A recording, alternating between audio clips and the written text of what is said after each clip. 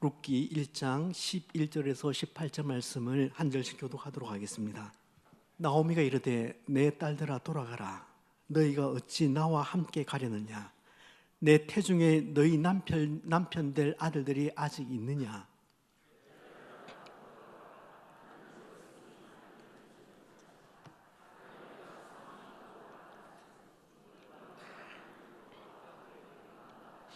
너희가 어찌 그들이 자라기를 기다리겠으며 어찌 남편 없이 지내겠다고 결심하겠느냐? 내 딸들아 그렇지 아니하리라. 여호와의 손이 나를 치셨으므로 나는 너희로 말미암아 더욱 마음이 아프도다 하며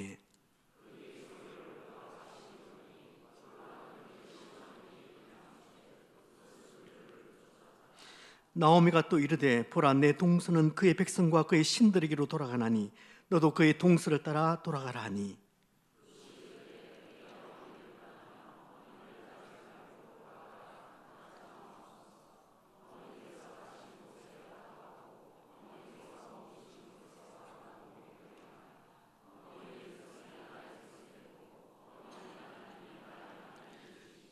어머니께서 죽으시는 곳에서 나도 죽어 거기 묻힐 것이라.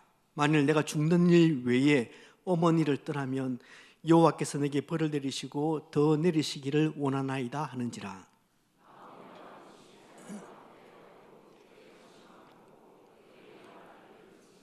아멘. 모압에서 베들레헴으로 가는 길 위에 세 여인의 늘어진 발걸음이 보입니다. 을씨년스러운 겨울 날씨처럼 여인들의 어깨는 길 아래로 축 처져 있습니다.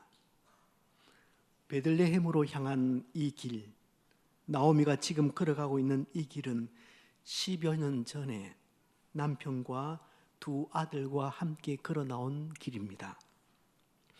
모압 드림을 이루기 위해서 나오던 이 길에 남편은 한 아기를 업고 한 아이의 손을 잡은 채 듬직한 등을 보이면서 앞서서 이 길을 걷고 있었습니다.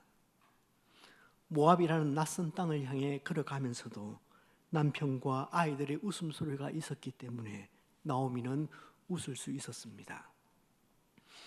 이름 모를 들풀도 그들을 향해서 미소를 지어주었던 그 길입니다. 10년 세월이 흘렀습니다. 남편의 등을 보며 걸었던 이 길 위에는 더 이상 남편이 없습니다. 두 아들도 없습니다. 대신 두 이방인 며느리가 자신의 등을 보며 걸어오고 있습니다. 사람의 뒷모습이 가장 많은 말을 하지요. 똑같은 길을 오고 가지만 나오미에게 이 길은 같은 길이 아닙니다. 그래서 이 길이 낯설고 서럽습니다. 예, 길은 하나인데 오던 길과 가는 길이 다릅니다. 1절에서는 남성이 가족을 이끌고 있습니다. 6절에서는 여성이 가족을 이끌고 있습니다. 1절에서는 두 아들을 데리고 들어갑니다. 6절에서는 두 며느리를 데리고 나오고 있습니다. 겉으로 보기에도 오는 길과 가는 길이 이렇게 차이가 큽니다. 나오미에게 이 길은 텅 빈 길입니다. 두 자부가 함께 걸어오고 있지만 큰 의미는 없습니다. 이 길 저편 끝에 남편을 묻었고 다시 그 곁에 금쪽 같은 두 아들을 묻었습니다. 남편과 아들이 있을 때 이 길은 가난하지만 꽉 찬 길이었습니다. 세 남자의 듬직함 때문에 나오미는 길이 좁다고 느꼈습니다. 흉년을 뒤로하고 고향을 뒤로하고 모압의 붉은 땅에서 새로운 삶을 시작할 수 있을 것이다, 그렇게 기대했습니다. 그런데 지금 나오미는 이 길이 너무 넓다고 생각합니다. 모압으로 갈 때는 흉년을 피해서 갔지만 베들레헴으로 돌아올 때는 인생의 흉년을 피해서 도망치듯이 나오고 있습니다. 흉년이 싫어서 남의 나라로 갔는데 그보다 더한 인생의 흉년을 그곳에서 만났던 겁니다. 베들레헴에 다시 양식이 있다는 소문을 듣고 어렵게 귀향을 결심하고 길을 나섰지만 공허해질 대로 공허해진 그 삶이 온전히 채워질 것이다, 그런 기대하지 않습니다. 그건 처음부터 욕심입니다. 이젠 배만 채우면 그만입니다.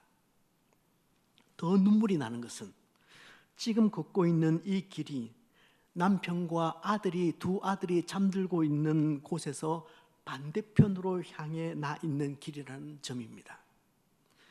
길을 따라서 걸어가면 걸어갈수록 남편과 두 아들에 대한 추억은 멀어지고 그리움만 커져갈 겁니다. 사람들은 세상의 모든 길이 맞닿아 있다고 그렇게 말들 합니다. 하지만 나오미가 나오는 길과 남편과 두 아들이 간 길은 맞닿아 있질 않습니다. 서로 완전히 다르게 뻗어 있는 두 길일 뿐입니다. 어긋난 길입니다. 그 길을 지금 나오미가 터벅터벅 걸어 나오고 있습니다. 룻기는 이처럼 나오미와 두 자부가 길 가는 모습을 아주 오랫동안 앵글로 잡고 있습니다.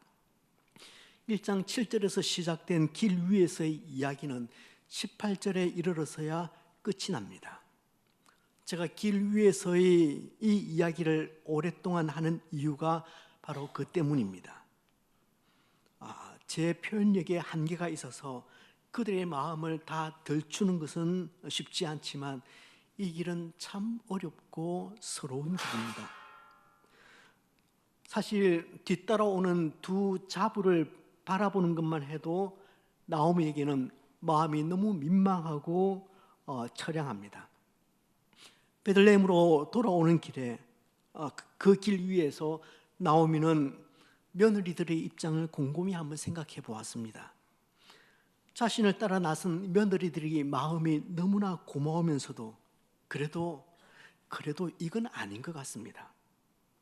자신은 지금 귀향을 하고 있는 것이지만 며느리들 입장에서는 낯선 타국으로 이민을 가는 것이지 않습니까? 입장이 바뀐 거죠. 기댈 남편도 없이 아무런 힘도 없는 나이든 시어머니만 믿고 타향으로 걸어가고 있는 겁니다. 나오미는 그 이방 땅에서 미망인으로 살아간다는 것이 얼마나 가슴 답답하고 힘든 일인지, 이게 얼마나 미래가 없는 일인지 너무 잘 알고 있습니다. 그 아픔을 다시 두 며느리에게 물려줄 수는 없는 겁니다. 자신이 그 나그네 신세를 면하고자 두 며느리를 나그네로 만들 수는 없지요. 그래서 결단합니다. 며느라, 너희는 친정으로 돌아가라.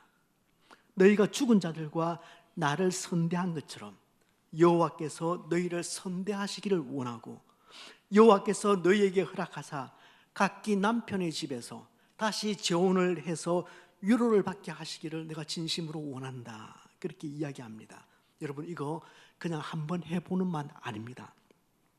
며느리의 마음을 한번 떠보는 말도 아닙니다.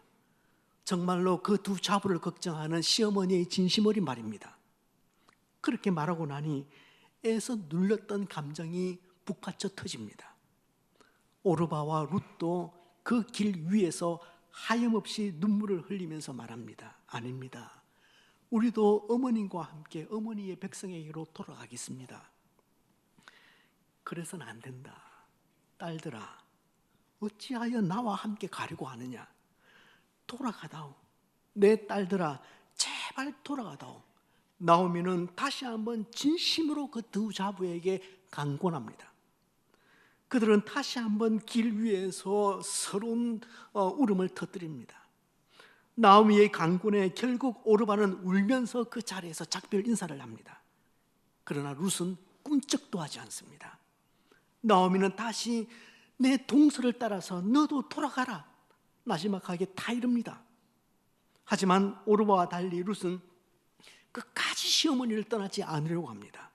그러면서 자꾸만 자신을 돌려보내려고 하는 그 시어머니에게 룻이 놀라운 고백을 합니다. 어떤 고백이었나요?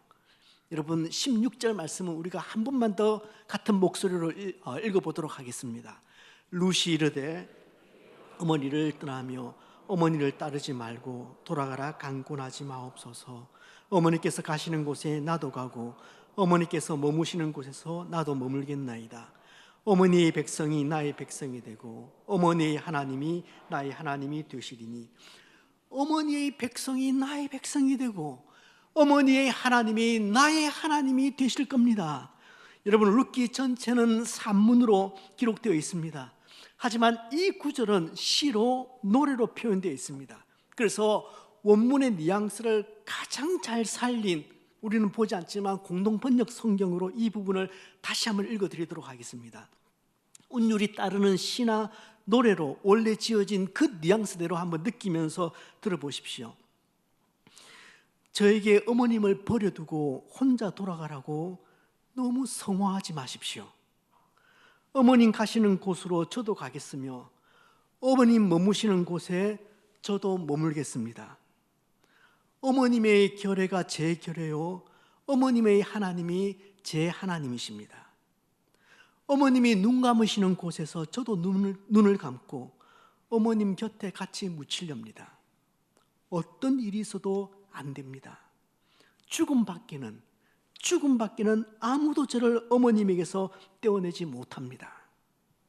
죽음 밖에는 아무도 자신을 시어머니에게서 떼어내지 못한다고 노래를 하고 있습니다. 대단한 결기입니다. 성경에는 여러 신앙인들의 아름다운 고백들이 나옵니다. 그런데 룻의 이 고백은 성경에 등장하는 여러 고백 중에서 가장 아름다운 고백 중 하나인 것 같습니다. 이 고백은 시어머니 나오미가 마냥 애처로워서 어머니 돌아가실 때까지 제가 섬기겠습니다, 그런 고백이 아닙니다. 시어머니가 죽어도 나의 이 선택은 영원히 변치 않을 것이라는 그런 고백입니다. 그러니까 룻은 평생의 헌신을 다짐하며 아직은 너무나 여린 믿음이지만 영적 결단을 내린 것입니다. 이 고백은 하나님에 대한 신앙의 고백인과 동시에 시어머니에 대한 사랑의 고백입니다. 우리는 룻의 이 아름다운 고백을 읽고 들으면서 감탄합니다. 그런데 여러분, 룻기의 저자는 이 고백을 통해서 당시 이스라엘 백성들과 어쩌면 지금 우리를 꾸짖고 있다는 생각은 들지 않습니까? 일개 이방 여인 룻도 하나님을 향해서 이렇게 선명한 고백을 하고 있는데, 선민이라고 하는 너네들은 도대체 무엇이냐? 예수 믿는다고 하는 너희들은 대체 뭐 하는 것이냐? 그런 꾸짖는 음성으로 들리지는 않습니까? 룻의 고백이 왜 대단하냐 하면은 이 고백이 사사시대에 나왔던 고백이라는 점입니다. 사사시대에, 그것도 이방 여인의 입술을 통해서 나온 고백이라는 점 때문입니다. 사사시대의 이스라엘 백성들은 모두가 자기 속인에 오른 대로 그렇게 살아가고 있었습니다. 어디서부터 어디까지 손을 떼어야 할지 모를 정도로 영적 기관이 흐트러져 있었습니다. 그런데 그렇게도 타락한 시대에, 그렇게도 타락했던 사사시대에 모압 여인의 입에서 절절한 충성의 노래가 고백되고 있다는 얘기입니다. 여러분, 예수님 때도 비슷한 사건들이 있었습니다. 공생의 시간이 한참 흘렀음에도 불구하고 사람들은 여전히 예수님이 누구신지 제대로 인식조차 못하고 있었습니다. 예수님은 3년 내내 제자들과 동거동락을 하시면서 자신에 대해서 말씀을 하셨고, 또 따라오는 무리들에게도 자신이 누구인지 순간순간마다 가르치셨고 드러내셨습니다. 하지만 열이면 열 모두가 다 그냥 자다가 봉창 두드리는 소리를 하는 겁니다. 만 3년이 다 되어가던 그 시간까지 제자들조차도 주님을 제대로 그렇게 이해하지 못했습니다. 3년 동안 한솥밥 먹었던 이 제자들의 상황도 이런데 일반 백성들이야 오죽했겠습니까? 그런데 수하에 그늘이던 그 종이 병들어서 그 병 때문에 왔던 백부장과 자신의 병을 치료받기 위해서 나왔던 수로보니게 여인의 입에서 신앙의 고백이 등장합니다. 이들은 예수님의 권위와 능력을 전적으로 신뢰하며 그분께 자신의 문제를 온전히 맡깁니다. 아마도 예수님은 메마른 가뭄에 소낙비를 맞는 기분이셨을 겁니다. 그래서 가던 걸음을 멈추시고 그 유대인들 앞에서 이스라엘 중에서 이만한 믿음을 보지 못했다, 그렇게 말씀을 하십니다. 내가 이스라엘 중에서 이만한 믿음을 만나보지 못하였노라. 백부장을 칭찬하셨습니다. 누가는 이 말씀을 하실 때 예수께서 매우 놀라워하셨다고 말씀하고 있습니다. 예수께서 들으시고 그를 놀랍게 여겨 돌이키사, 여기서 놀라다라는 이 헬라어 말은 다우마조입니다. 이 언어는 단순히 놀래라 이 정도가 아니라 눈이 휘둥거리질 정도로 놀랄 때 사용하는 단어입니다. 수로보니게 족속의 여인을 칭찬하실 때도 동일한 마음이셨습니다. 주님의 은혜가 영적 매너리즘에 빠져있던 그 유대인들에게서 이방으로 넘어가려고 하는 장면입니다. 그런데 백부장과 수로보니게 여인을 향한 이 칭찬은 반대로 유대인들을 향해 꾸짖는 음성으로 들리지 않습니까? 로마 군인도, 너희가 개처럼 취급하는 이방 여인도 나의 권위를 인정하고 나의 능력을 인정해서 이런 신앙의 고백을 하는데 도대체 너희들은 무엇이냐? 너희가 나를 입술로 안다고 시인한 지가 얼마나 되었느냐? 너희들의 삶에는 나를 향한 어떤 진지한 신앙의 고백이 있느냐? 무겁게 꾸짖고 있다 생각되지 않습니까? 신자가 주님과 그분의 말씀을 불신하고 그 권위를 인정하지 않고 살아갈 때, 그래서 여전히 제 소견에 옳은 대로 행하면서 살아갈 때 주님은 결국 촛대를 옮기실 것입니다. 여러분, 내가 너에게로 가서 너의 촛대를 옮기겠다고 그렇게 말씀한 사도 요한의 표현은, 그 표현은 단순히 공포탄이 아닙니다. 무서운 선언입니다. 은혜를 구하면서 또 은혜로 살아가야 할 사람들이 영적인 매너리즘에 빠져서 아무런 대책 없이 신앙생활을 할 때 뒤에는 그 은혜마저 뽑아버리겠다고 말씀하시는 주님의 으름장입니다. 여러분, 하나님의 은혜를 당연하다 생각하시면 안 됩니다. 하나님은 무조건 나에게 은혜를 베풀어 주셔야 하는 분이다? 천만의 말씀입니다. 그렇지 않습니다. 하나님의 은혜를 값싼 싸구려 은혜로 만들지 마시길 바랍니다.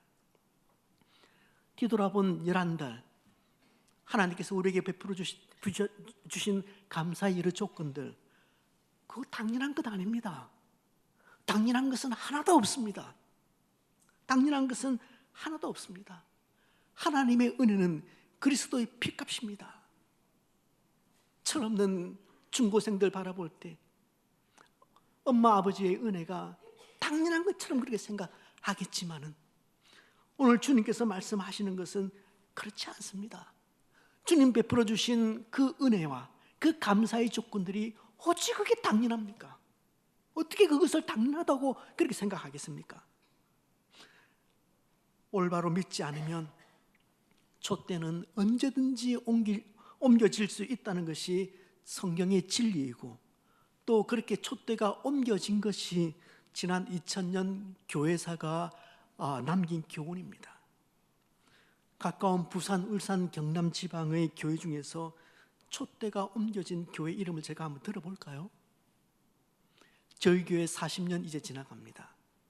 어제 저희 교회 탐방 온 거제 영광교회는 80년 역사입니다. 우리 곁에 있는 기장교회는 120년 역사입니다. 마냥 역사 자랑할 일 아닙니다. 그 안에 참된 고백이 들어있는지, 그 안에 참된 삶의 내용이 들어있는지, 내용이 있는지를 보셔야 합니다. 우리 공동체 안에 무엇보다 내 안에 주님을 향한 진실된 고백이 있는지 여러분 이 본문을 통해서 보셔야 합니다. 루스의 이 고백을 통해서 참 아름답다, 어떻게 이런 고백을 할 수가 있을까? 귀한에 그렇게만 바라보지 마시고, 어쩌면 이 귀한 고백이 그 이면에는 사사시대의 이스라엘 백성들을 꾸짖는 것처럼 오늘 나를 꾸짖고 있는 것은 아닌가 한번 돌아볼 필요가 없지 않겠습니다. 자, 그렇다면 이런 질문 나올 겁니다. 룻은 이방 출신의 여인입니다. 그런데 어떻게 이런 헌신의 고백이 가능했을까요? 룻은 결혼하면서 자연스럽게 하나님을 알게 되었을 겁니다.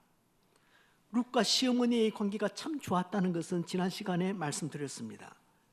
그 관계가 분명히 룻과 하나님과의 관계에 영향을 끼쳤다고 보는 것은 당연한 추론입니다. 저는 시어머니가 싫어서, 시어머니가 믿는 하나님 싫었고, 그래서 교회도 가기 싫었다고 말하는 며느리들 몇 알고 있습니다. 제가 말씀드려볼까요? 시어머니들 지금 뜨끔하시죠? 제가 아는 여성도님은 시어머니가 싫어서 시어머니 시자가 들어가는 시금치도 먹지 않습니다. 성경에서는 시편도 읽지 않는다고 그렇게 이야기를 합니다. 지금이야 예전 같은 가족관계가 많이 해체되어서 불과 얼마 덜하지만은 불과 얼마 전까지만 해도 고부 갈등은 이 사회가 가지고 있던 참 풀기 어려웠던 너무도 아픈 갈등이었지 않습니까? 명절만 되면은 어김없이 고부 갈등이 표면화되고, 그래서 명절 후에는 이혼율이 급등하도록 만든 주범이 다름 아닌 고부 갈등이었습니다. 우리 소명에 계시는 시어머님 여러분, 그렇게 믿고 있는 아들이 여러분 앞에서 지 아내 편 든다고 절대 서운해하지 마십시오. 여러 친정 어머니 여러분, 사랑하는 딸이 여러분 앞에서 지 남편 편 든다고 또 섭섭해하지도 마십시오. 제가 그렇게 하라고 가르쳤습니다. 친정 갔는데 엄마가 남편 야단칠 때, 나무랄 때, 선한 소리 할 때 딸은 일단 남편 감싸고, 네 남편 감싸고 돌아라, 그렇게 얘기합니다. 엄마, 얘네가 제 남편이 얘기하는 것은 이런 뜻이에요. 일단 편들으라고 했습니다.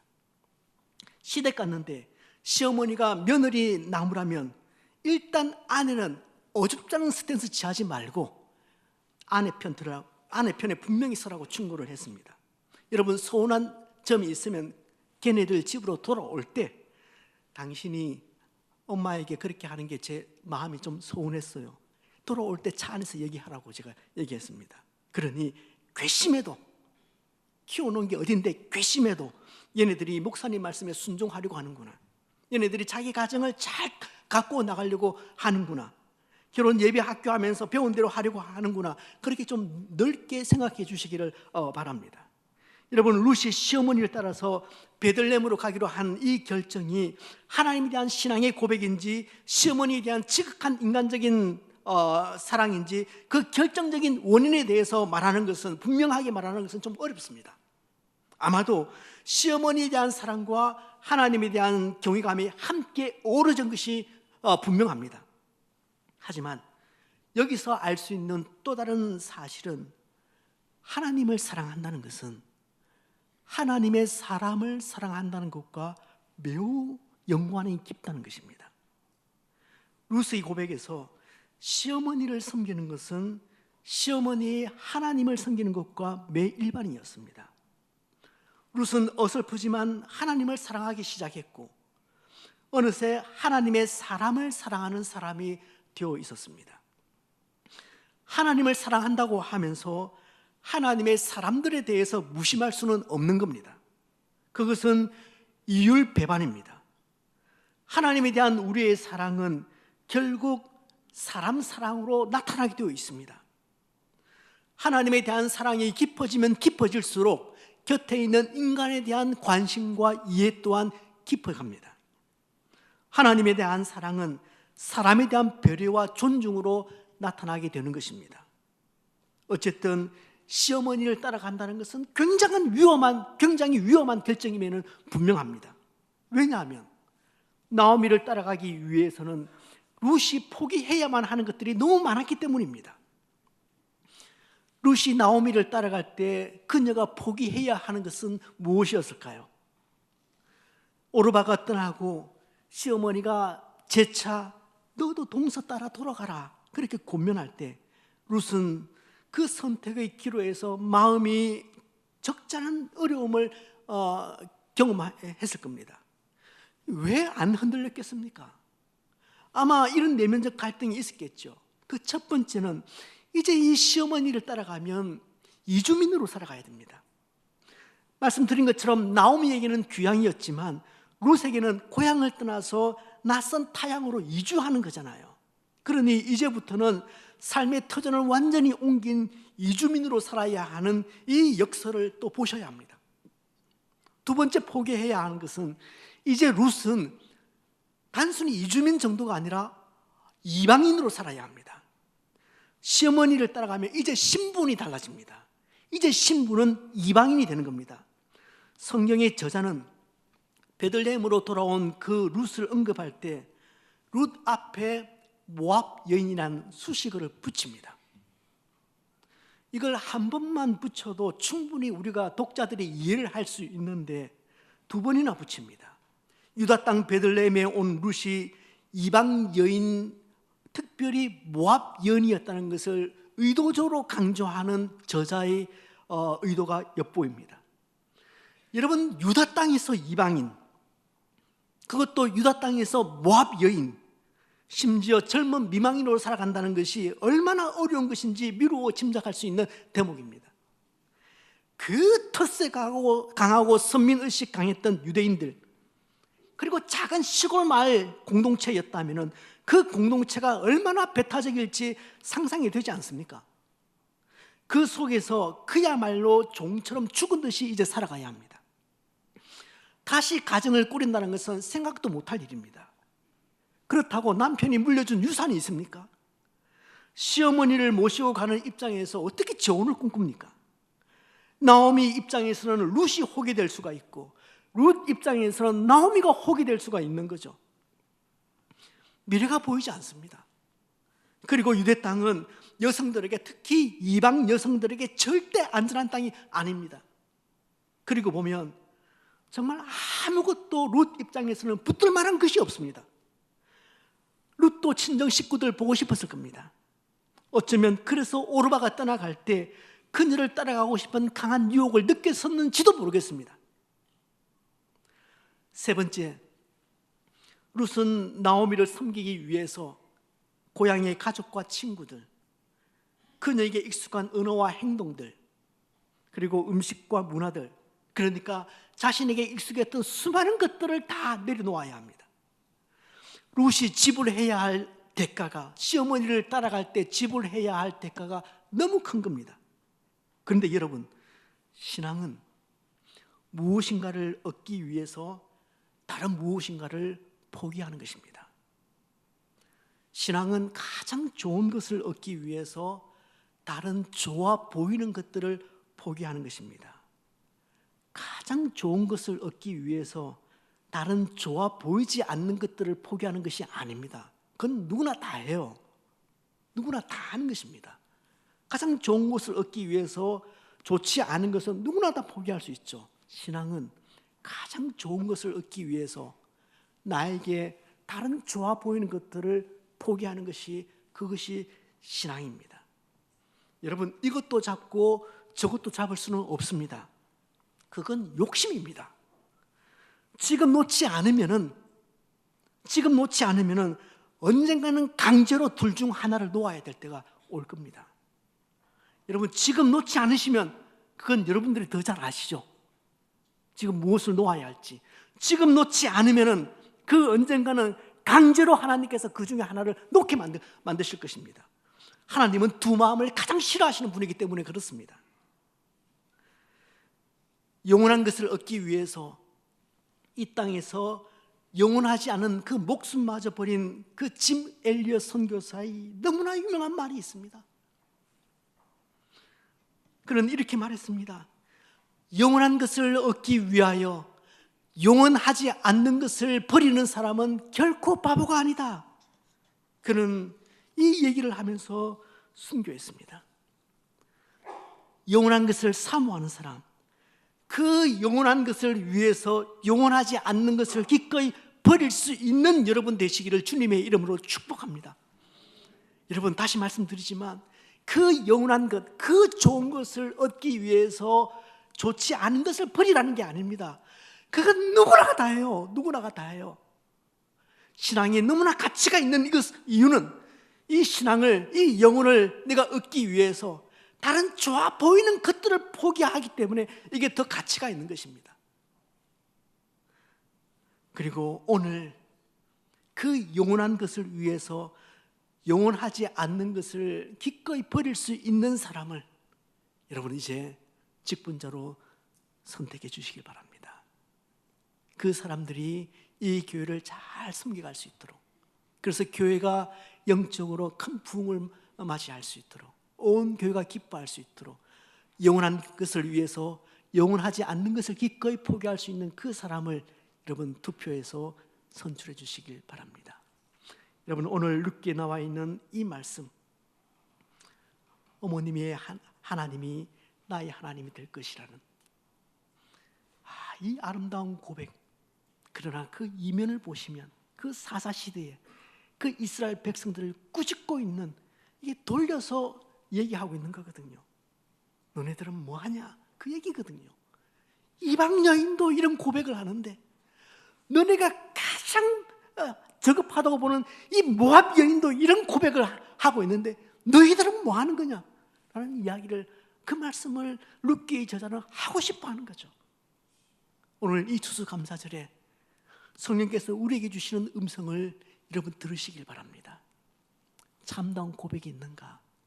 내 안에 주를 향한 참다운 고백이 있는가?